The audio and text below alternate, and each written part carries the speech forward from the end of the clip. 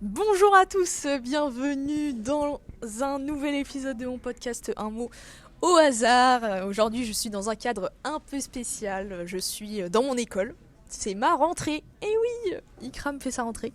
En fait autour de moi là, je sais pas combien de personnes qui sont en train de m'écouter en mode ah ouais, comment ça se passe un podcast, je peux leur parler en fait pendant que je parle, étant donné qu'ils peuvent pas parler, je peux même insulter des gens de leur famille finalement.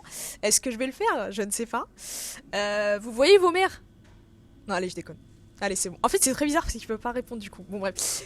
Et donc, je pense que là, ils sont en train de vraiment de se rendre compte de la spontanéité de ce podcast. Alors aujourd'hui, le mot, c'est horodaté. Horodaté, un mot qui n'a pas trop inspiré une de mes camarades qui voulait potentiellement participer au podcast. Mais il n'y a pas de souci en fait, elle est libre. Encore une fois, référence à l'épisode Crieux, dans lequel je parle du consentement et du plus gros drama de ma vie qui s'est passé sur internet concernant le consentement. Voilà. Non, non, c'est pas un truc bizarre, hein. C'est par rapport à mon podcast. Je m'explique devant eux parce que là, ils me regardent avec des yeux bizarres. C'est par rapport au consentement de participer à un podcast ou non. Et il y a certains podcasts qui se sont passés un peu bizarrement parce que justement, je n'ai pas respecté le consentement de ces personnes. Et j'ai remarqué que c'était de mauvaise qualité. C'est pour ça que maintenant, j'insiste, mesdames et messieurs, sur le fait que voilà, l'invité a bien envie de le faire, quoi. Je veux pas des ouais, ok. Ça va 2 secondes en fait. Je sais que parfois je dérange, mais là je veux déranger avec le consentement, d'accord. Horodaté. Horodaté, donc comme je l'ai dit tout à l'heure à mon ami, alors horodaté qui peut se mettre au féminin. J'ai l'impression d'être dans la radio là. France Inter, bonjour. Horodaté qui peut se mettre au féminin avec un E, adjectif, se dit d'un document qui comporte l'indication de la date et de l'heure. D'ailleurs, mon podcast, ça peut durer entre 10 et 30 minutes, hein, je préviens, parce que là, j'ai un de mes camarades qui est debout, je le préviens, en fait. Hein, voilà. Voilà. Et donc, se dit d'un document qui comporte l'indication de la date et de l'heure, comme par exemple un ticket horodaté. Après, il y a une expression qui est signalée, donc c'est le stationnement horodaté, stationnement payant qui se fait à l'aide d'horloges horodatrices. Voilà. Donc sachez que les horodateurs, déjà, ça se dit techniquement horloge horodatrice, de ce que je vois. Et au-delà de ça, alors moi le mot horodaté, ça m'a fait penser aux horodateurs du coup qu'il y a sur les parkings, etc. Et voilà, je pense que j'avais deviné la définition, mais j'avais pas deviné que c'était vraiment la date et l'heure. Et en soi, je me dis, si ça vient d'un document qui comporte l'indication de la date et l'heure, je me dis, ça se dit potentiellement d'autres documents du coup. Mais comme quoi, là il y a marqué un ticket horodaté, mais par exemple, est-ce qu'un ticket de caisse, ça peut se dire ticket horodaté? Je sais pas trop. Je pense que c'est dans le sens où, après, il y a quand même une utilisation de ce temps-là, par exemple, pour payer et tout ça. Mais ouais, je pense pas qu'un ticket de caisse, ça peut être horodaté. Je sais pas. Voilà, en tout cas, moi, c'est la rentrée pour moi. Voilà, il y a quelqu'un qui m'a dit ouais, tu t'es bien habillé et tout. Je lui ai dit ouais, c'est mon pyjama, tu vois, parce que ouais, vas-y. De toute façon, ici, voilà, je connais tout le monde. C'est un peu la Casbah, c'est un peu la maison, quoi. Mais bon, voilà, c'est vraiment, c'est vraiment spécial d'enregistrer avec des gens qui te regardent. Surtout que, genre, encore si ça avait été vraiment mes proches. Peut-être, voilà, je les aurais regardés bizarrement et voilà, comme d'habitude, je les bully. Mais là, c'est un peu spécial. Surtout que personne parle, du coup, c'est super intéressant comme expérience. Je crois que ça me met un peu la pression, mais ça va. Parce que depuis tout à l'heure, je débite là. Mais du coup, bienvenue dans France Inter, les actualités de mon école. Nous avons pris une photo de classe dans laquelle la moitié des élèves n'ont pas été dans la photo de classe car ils n'ont pas été prévenus. Deuxième actualité, Ikram s'est affiché sur la photo des M1 et la photo des M2. Sachant que moi je vais en M1, Master 1 en communication, car vous me connaissez, je communique. Autre info, pourquoi pas, si vous n'êtes pas inscrit à cette école, vous pouvez tout à fait rentrer dans les classes, hein, il n'y a vraiment pas de problème. Parce que moi du coup c'était mon cas. Je suis rentrée comme as, vraiment, même la photo, hein, je suis affichée sur 2 photos de classe les gars. 2 photos de classe. Je ne suis pas inscrite, je suis rentrée comme ça, sans carte, sans badge. Voilà, faites attention aux écoles où vous allez. Bon, en même temps, je pense que les gens un peu bizarres qui rentreraient dans l'école ressemblerait potentiellement à un mec qui s'appelle Eric et qui a 46 ans, j'imagine. Je pense pas que... Bon, voilà. Mais après, il y a des jeunes qui sont fous, hein. C'est pas pour...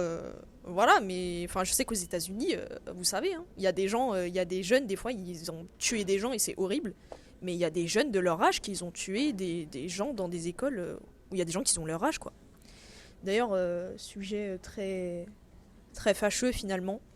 Est-ce que je vais pas conseiller un artiste aujourd'hui ? Allez, aujourd'hui, je conseille... Bon, là, je conseille un artiste. C'est mon artiste favori, mais bon, je le conseille. Grandson, pour le dire avec l'accent anglais. Il fait de la musique très engagée, dans laquelle il parle justement il parle des tueries aux États-Unis, surtout dans les écoles, etc. Mais il parle aussi d'autres choses, notamment dans son dernier album, où vraiment il critique toute la société, en vrai. Et j'aime bien. Après, c'est assez rock, voilà, je le dis, mais du coup, j'adore. Et ouais, ce que je voulais dire, c'est que les gens bizarres, c'est pas que des gens qui ont l'air bizarres. Et au contraire, parce qu'il y a des gens qui ont l'air bizarres, et des fois dans la vie, il y a des bons gens, mais en fait, c'est pas les bons gens. Ça, c'est une ref à un spectacle. Si vous l'avez, GG. Non, attendez, je reviens où est-ce que je veux dire. En gros, ce que je veux dire, c'est que s'il y a un mec chelou qui vient dans notre école, par exemple, c'est pas obligé que ce soit un Eric de 46 ans qui a des rides et tout ça.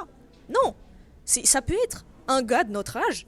Frère, il vient avec un gun dans le sac, et il bute tout le monde. C'est ce que je veux dire. Bon, après, les armes sont un peu interdites en France, donc... Mais bon, voilà.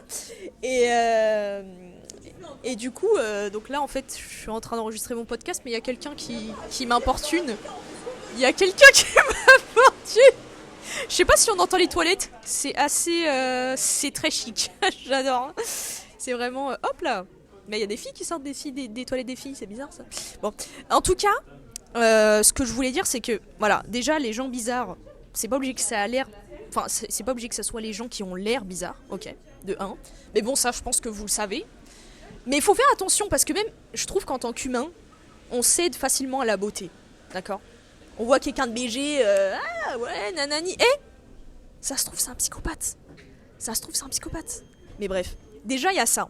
Et deuxièmement, ce que je voulais dire sur les gens bizarres, c'est que, notamment les handicapés, les personnes en situation de handicap, des fois, ils ont l'air bizarres et tout. On est en mode, ouais, malheureusement, il y a une idée très vaste dans laquelle on a vraiment l'impression que voilà, les handicapés, ils sont dangereux, on va dire. Ou en tout cas, les personnes en situation de handicap.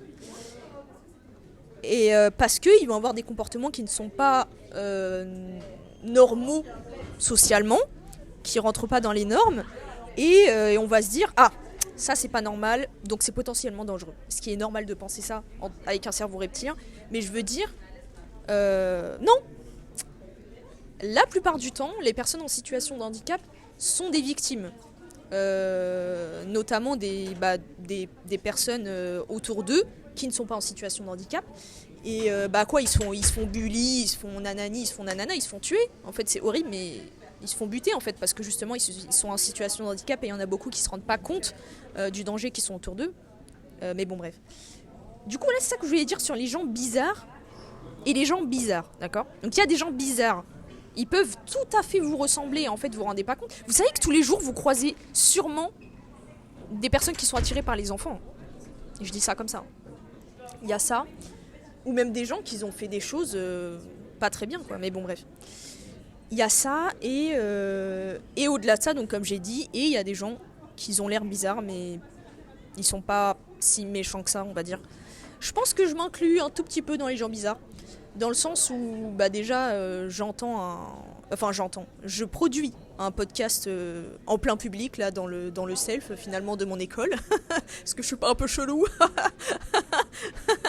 Bref. Donc, je vous dis à bientôt. C'est très drôle d'avoir un public. Merci à mon public, merci à mes chers fans, merci à mes 12 abonnés Spotify, merci à tout le monde. Je remercie pas ma mère et mon père, par contre. Chaud. Il y en a un ici qui est SDF. Voilà, il y a tout le monde qui me regarde. C'est qui?